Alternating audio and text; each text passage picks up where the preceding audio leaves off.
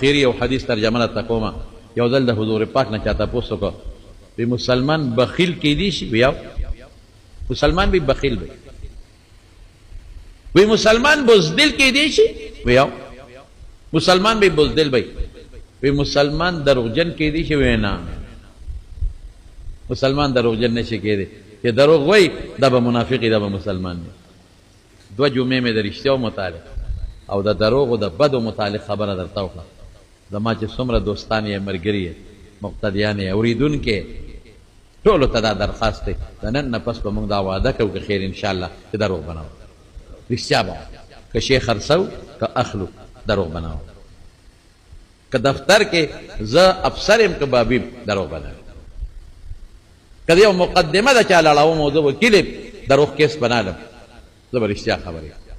خبره ټول نظام به ټیږي او که زه صدر شم وزیر اعظم شم او که زه هر څه شم نو زه به د رعیت سره دروغ نه وایم ولې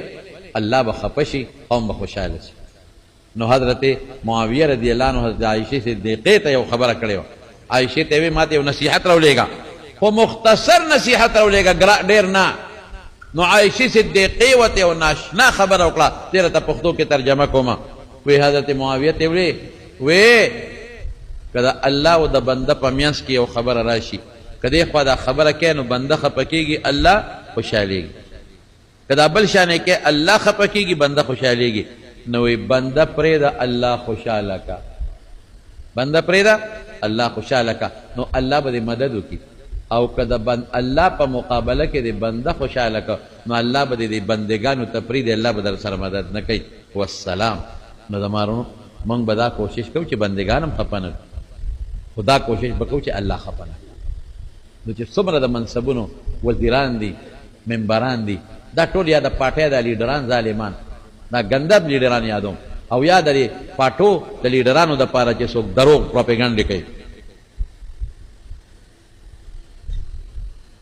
د دې نه به ځان ساتئ که خیر انشاء